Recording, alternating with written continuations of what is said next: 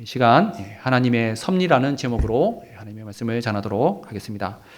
지금 하이델베르크 요리문답 제2부 우리의 구원에 대해서 계속 배우고 있습니다. 그런데 하이델베르크 요리문답을 작성한 종교개혁자들은 우리가 구원받는 믿음의 내용을 사도신경으로 가르칩니다. 사도신경의 이 위대함을 잘 알고 있었기 때문입니다. 지난 시간 이 사도신경의 첫 줄로서 성부 하나님은 우리에게 전능하신 하나님 아버지로서 천지를 창조하셨다라는 이 내용을 배웠습니다. 우리는 이 예수 그리스도를 통해 창조를 보기 때문에 창조주 하나님께서 단지 세상을 지으셨다는 이 사실만을 보지 않습니다. 그래서 창조주 하나님은 예수 그리스도 안에서 우리의 하나님 아버지가 되심도 바라보게 합니다.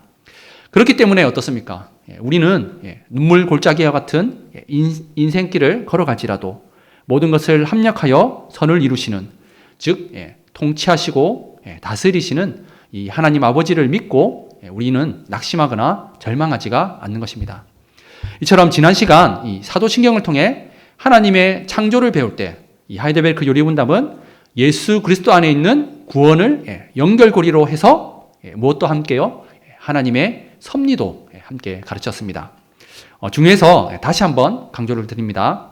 우리는 창조주 하나님을 고백할 때는 꼭 반드시 모든 만물을 다스리시는 섭리의 하나님 되신도 함께 고백해야 됨을 잊지 마시기 바랍니다.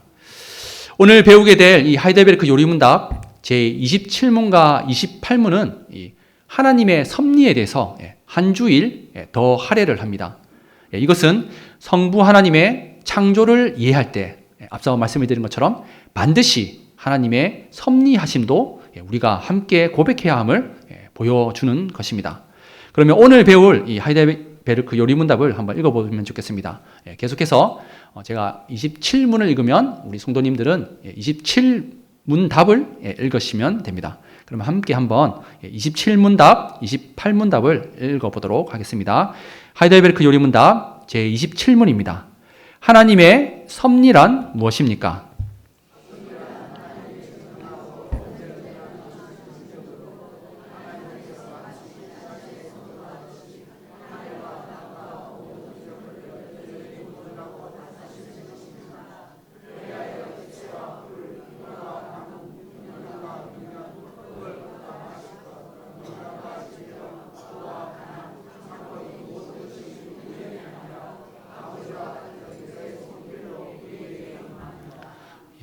제28문입니다. 제28문. 하나님께서 모든 것을 창조하시고 섭리로서 여전히 보존하심을 아는 것이 우리에게 어떤 유익을 줍니까?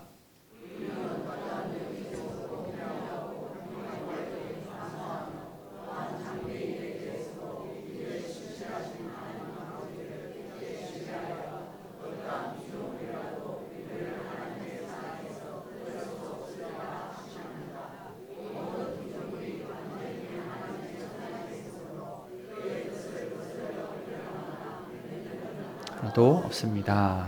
아멘. 그러면 이제 하이델베르크 요리문답을 좀 살펴보고 또 오늘 말씀을 또 적용해서 살펴보도록 하겠습니다. 먼저 이 하이델베르크 요리문답 제27문은 이렇게 물었습니다. 하나님의 섭리란 무엇입니까? 이에 대한 답. 제가 제27문답을 요약해서 말씀을 드린다면 섭리라는 것은 하나님이 창조하신 창조물을 보존하시고 다스리시는 것이라고 이렇게 보시면 됩니다. 여기서 중요한 단어 두 개를 고른다면 보존과 다스림입니다. 제27문답을 좀 더 구체적으로 이렇게 살펴보면 하나님의 보존과 다스림의 이 대상을 보면 하늘과 땅과 모든 피조물이라고 이렇게 되어 있습니다. 하늘에 보좌를 두시고 땅을 발등상으로 삼으시고 그 안에 있는 모든 것을 붙들고 통치하시는 이 하나님의 모습과 잘 어울리는 표현입니다. 그리고 하나님의 보존과 이 다스림의 이 범위는 어떻습니까? 언제 어디나 미치는 하나님의 전능한 능력이라고 이렇게 말하고 있습니다. 우리 사람은 하던 일을 놓고 쉬어야 하지만 하나님께서는 태초부터 지금까지 한순간도 이 세상을 놓으신 적이 없습니다.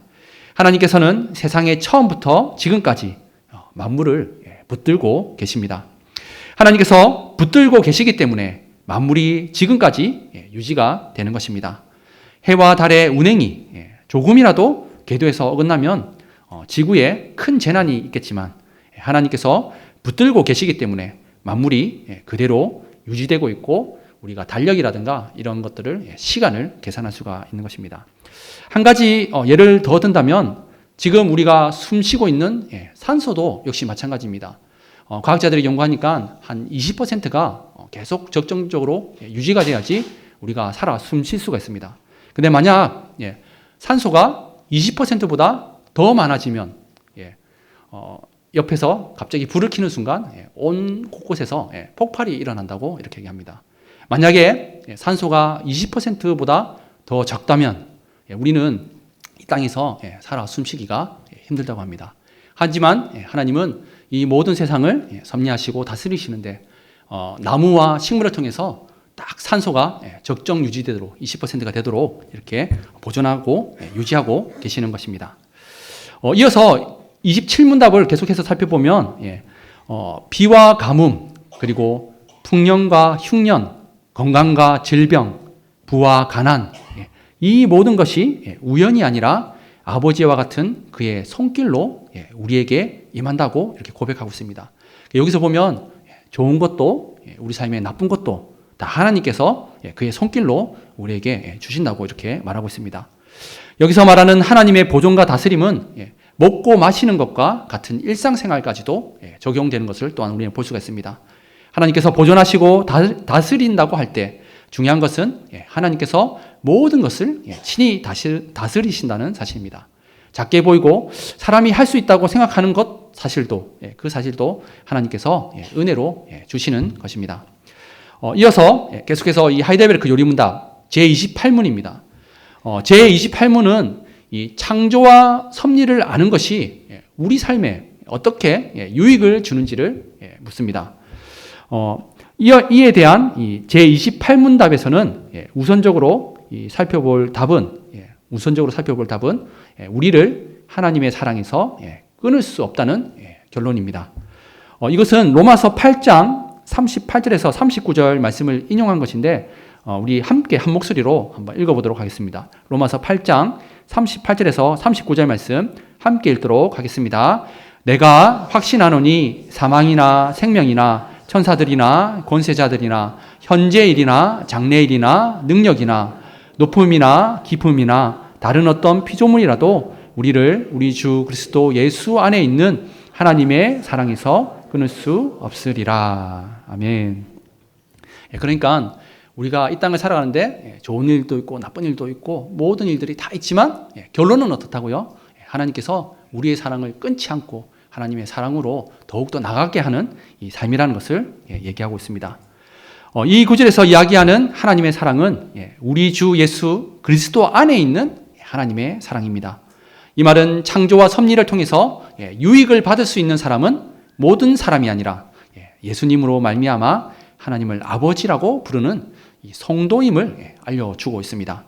하나님께서 선인과 악인 모두에게 해와 비를 다 주시지만 그 참된 유익을 깨닫는 이 진리를 아는 사람은 오직 우리의 신실하신 하나님 아버지와 예수 그리스도 안에서 이 관계가 회복된 믿음의 사람이라고 제28문답은 알려주고 있습니다. 하이델베르크 요리문답 제28문답을 통해서 이 하나님의 섭리를 크게 딱 세 가지로 정리를 할 수가 있습니다. 첫 번째는 역경 가운데에서 인내할 수 있는 유익입니다. 그리고 두 번째는 형통할 때 감사할 수 있는 유익입니다. 혹시 28문답을 한번 조금 보여주시면 감사하겠습니다. 그리고 세 번째는 장래일에 대해서도 하나님을 굳게 신뢰하며 나아갈 수 있는 유익입니다. 다시 한번 말씀드리겠습니다. 첫 번째는 역경 가운데 인내할 수 있는 유익. 두 번째는 형통할 때, 우리가 잘 될 때 감사할 수 있는 유익. 세 번째는 장래일에 대해서도 하나님을 굳게 신뢰하며 나아갈 수 있는 유익입니다. 이처럼 이 세 가지 유익을 말함에서 이 하이델베르크 요리문답은 맨 먼저 역경을 이야기합니다. 하나님의 섭리를 이야기하면서 먼저 이 어떤 역경에서라도 라는 이 말을 먼저 고백하게 합니다. 우리가 앞서 살펴보았던 제27문답에서도 그러니까는 긍정적인 것만 얘기한 것이 아니라 안 좋은 부정적인 것도 얘기했습니다. 부만 이야기한 것이 아니라 가난도 함께 이야기했습니다. 건강을 얘기한 것뿐만이 아니라 질병도 이야기했습니다. 비를 내리는 것만이 아니라 가뭄도 이야기했고 풍년만이 아니라 흉년도 하나님께서 보내신다고 이렇게 말씀했습니다. 이처럼 역경도 하나님께서 보내신다고 우리는 믿음의 사람들은 고백을 합니다. 그러나 그 역경 가운데서 믿는 성도들은 무엇을요? 인내할 수 있는 것이 우리가 받는 유익이라고 말을 하고 있습니다. 삶을 살다 보면 우리 믿는 자에게도 어려운 일이, 우리가 생각지 못한 어려운 일이 반드시 일어납니다. 그러나 그 어려움을 이겨낼 수 있는 인내심이 이 하나님의 섭리를 아는 자, 진리를 가진 자에게 있다는 것이 이 하이델베르크 요리문답의 고백입니다. 두 번째로 이 역경에서 인내하는 믿음의 사람은 잘 될 때에는 어떻습니까? 하나님께 감사를 드리는 자입니다. 내가 잘나서 내가 무엇을 해서 나에게 영광을 돌리는 것이 아니라 이 모든 것을 주신 분이 하나님 되심을 얘기하면서 감사를 하나님께 돌립니다. 보통의 사람은 어려움에 처하면 도와달라고 조르다가도 막상 잘 되면 어떻습니까? 언제 하나님께서 도와주셨냐는 듯 은혜를 싹 잊어버리고 돌아섭니다.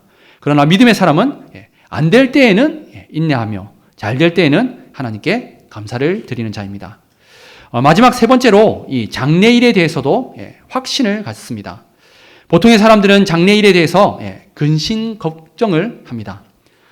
그런데 이것은 참 놀랍게도 우리가 가지는 돈이 많은 사람, 권력이 많은 사람도 역시 마찬가지입니다. 아니 오히려 큰 권력을 가진 사람, 많은 부를 가진 사람이 더 많이 근심하는 것을 볼 수가 있습니다. 큰 권력을 가진 사람은 정상에 오른 후에는 내려가기 마련인데도 어떻게 하면 그것을 유지하면서 안 내려갈지를, 만약 내려간다면 그 다음에는 어떻게 할지를 심각하게 고민하는 것입니다. 많은 부를 가진 사람도 어떻게 하면 지금 가진 부를 더 늘릴 수 있는지, 아니면 최소한 어떻게 해야 잘 유지할 수 있는지를 노심초사합니다. 그래서 옛날부터 어느 민족이나 점치는 사람이 없었던 적이 없습니다. 그러나 하나님께서는 사람으로 하여금 장래일을 알게 하시지 않습니다. 우리는 다만 하나님 아버지를, 선하신 하나님 아버지를 믿고 매 순간순간마다 기도하면서 이 하나님의 말씀대로 순종하면서 살아가는 것입니다. 그리고 앞서 말씀드린 것처럼 예수님의 그 사랑을 끊지 않는 그 결과를 알기 때문에 우리는 그 믿음의 삶을 살아가는 것입니다. 이것은 마치 부모가 어린 자녀에게 어디 가자라고 이렇게 얘기하면 그 아이들은 그 부모를 믿기 때문에 그 부모의 손을 잡고 따라가는 것과 같습니다. 우리도 예수님의 뜻을 따라 살아가기만 하면 됩니다. 예수님으로 말미암아 우리의 신실하신 하나님 아버지께서 우리를 그의 선하신 뜻대로 인도하실 것을 바라보고 믿기 때문입니다. 하나님께서 우리의 장래일을 다 알려주시지는 않지만 그러나 하나님의 섭리를 믿고 하나님과 동행하는 삶을 살아가면 되는 것입니다. 이처럼 하나님께서는 믿음의 성도들에게 이 섭리를 통해 이렇게 여러 가지 삶의 여러 유익을 주시는 것입니다. 그러면 이제 오늘 본문인 욥기 말씀을 통해서 이 하나님의 섭리를 좀 더 알아가 보면 좋겠습니다. 우리가 잘 아는 것처럼 이 욥기는 이 하나님이 주신 시험으로 인해서 모든 재산과 가족들을 잃어버리고 또 자신의 건강까지도 잃어버린 믿음의 사람 욥의 이야기입니다. 여기서 친구들이 고난 중에 있는 욥을 찾아와 욥과 긴 논쟁을 벌입니다. 욥의 친구들은 하나님을 인과응보의 하나님으로 생각하고 욥이 죄를 지었으니까 벌을 받는 것이라고 계속해서 주장합니다. 그러나 욥은 자신이 죄가 없음에도 불구하고 하나님께서 어려움을 주셨다고 친구들과 논쟁을 합니다. 결과적으로 욥은 의롭지만 욥의 친구들은 불의하다고 하나님께서 결론을 내리십니다. 욥기 42장 7절에서 8절 말씀을 한번 보여주시면 제가 한번 조금 설명하면서 하겠습니다. 하나님께서 욥의 세 친구 중 이 한 사람인 엘리바스에게 말씀하시는 장면이 나옵니다. 7절 말씀을 보시면 내가 너와 내 두 친구에게 노하노니 이는 너희가 나를 가리켜 말한 것이 내 종 욥의 말같이 정당하지 못함이니라 라고 이렇게 합니다. 하나님은 친히 욥의 의로움을 변호해 주시고 친구들의 불의함을 드러내십니다. 그리고 친구들이 불의했기 때문에 8절 말씀을 보여주시면 수송아지 7과 수양 7을 취하여 욥에게 가서 번제를 드리고 그리고 욥이 기도해야만 그들이 정결해진다고 이렇게 말씀하고 있습니다. 그래서 하나님께서 이 욥의 옳음을 이렇게 말씀하고 계십니다. 하지만 그렇다고 욥도 전적으로 의롭다고 말씀하신 것은 아닙니다. 욥기 42장 6절 말씀을 보여주시면 욥은 내가 스스로 거두어 드리고 티끌과 재 가운데서 무엇한다고요? 회개하나이다 라고 이렇게 말하고 있습니다.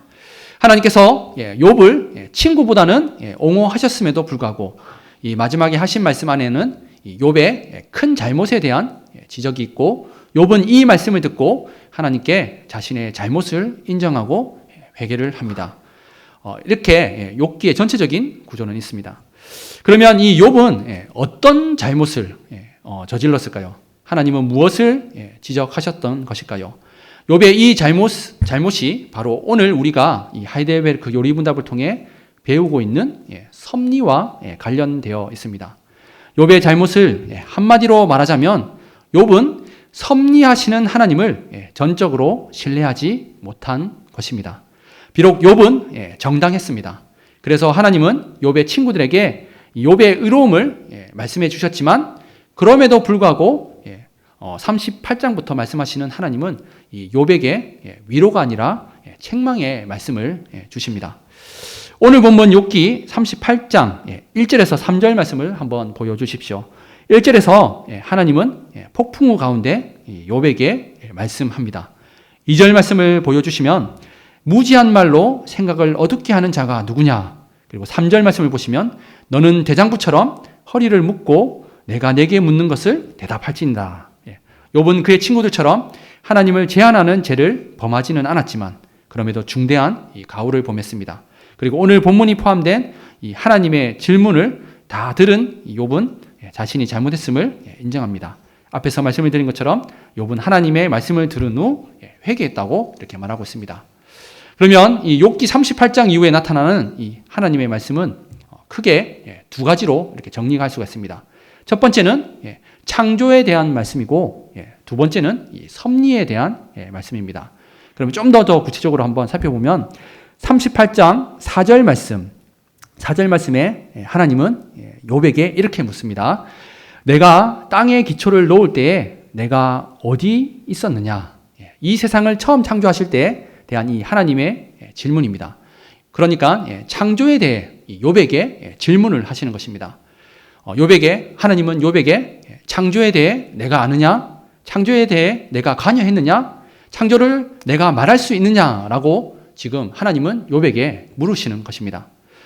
이어서 5절과 6절 말씀을 보시면 5절에서 누가 그 도량을 정하였느냐? 여기서 이 도량은 크기를 말합니다. 땅의 크기를 누가 정했느냐고 지금 하나님은 욥에게 묻고 있는 것입니다. 그리고 5절 하반절 말씀에도 누가 그 줄을 그 위에 띄었는지 내가 아느냐. 여기서 이 줄은 건축할 때 측량을 위해 쓰는 줄을 말합니다. 하나님께서 땅을 지으실 때 그 설계를 누가 했는지를 네가 아느냐고 이렇게 물으시는 것입니다. 여기서 하나님은 자신을 건축자처럼 이렇게 말씀하고 계십니다. 이어지는 6절 말씀에서는 6절 말씀을 보여주시면 주초는 무엇 위에 세웠으며 모퉁이 돌은 누가 놓았느냐. 계속해서 하나님은 욥에게 이 세상의 처음 창조 때 설계와 시공이 누구를 통해 이루어졌는지 묻고 네가 아느냐라고 이렇게 물으시는 것입니다. 대답은 당연히 하나님이시며 우리는 그 하나님께서 이 세계를 어떤 논리와 기초를 통해 지으셨는지 다 알 수 없습니다라고 대답할 수밖에 없습니다. 그리고 이제 이 이후의 말씀들은 하나님의 섭리를 지금 이제 욥에게 묻는 것입니다. 우리는 이 구절들을 통해서 하나님께서 완전하게 이 세계를 유지하고 계신다는 것을 우리는 확인할 수가 있습니다. 8절 말씀을 보여주십시오. 8절 말씀을 보시면 바닷물이 넘쳐 흐를 때 문으로 그것을 가둔 것이 하나님이시다라고 이렇게 말하고 있습니다. 10절과 11절 말씀도 한번 보여주십시오. 10절과 11절 말씀에서는 하나님께서 파도의 한계를 정하셨다고 말하고 있습니다. 이것은 파도가 조수간만의 차에 의해서 일어난다고 우리가 학교에서 배웠던 것에 이 배후에 하나님의 섭리가 있다는 것을 보여주는 말씀입니다. 어제 저녁에도 오늘 아침에도 그리고 지금도 하나님께서 이 파도의 세기를 조정하고 계신다고 말씀하고 계십니다. 말씀을 찾아보지는 않겠지만 이 12절 이하 말씀부터는 우리에게 매일같이 자동적으로 찾아오는 듯이 보이는 이 새벽과 아침이 하나님의 섬세한 손놀림으로 이루어지는 이 섭리라는 사실을 말씀하고 있습니다. 22절과 23절 말씀에서는 눈과 우박이 하나님이 예비하신 하늘의 창고에서 부어지는 것이라고 말씀하고 있습니다. 25절 말씀은 쏟아지는 폭우와 번개가 하나님이 내리시는 일이라고 말하고 있습니다. 26절 이하에서는 땅에 연한 풀이 나게 하는 이 촉촉한 비가 누구를 통해서 오는지, 그리고 32절 이하 말씀에서는 하늘의 별들이 누구의 운행을 통해서 움직이고 있는지를 말씀합니다. 이 모든 것이 하나님의 직접적인 섭리에 의해 움직이는 일이라고 말하고 있는 것입니다. 그뿐 아니라 이 욥기 나중에 39장을 한번 보시면 하나님이 얼마나 이 세심하게 세상을 돌보시는지를 말하기 위해서 동물의 세계에서도 베푸시는 이 하나님의 손길도 기록하고 있습니다.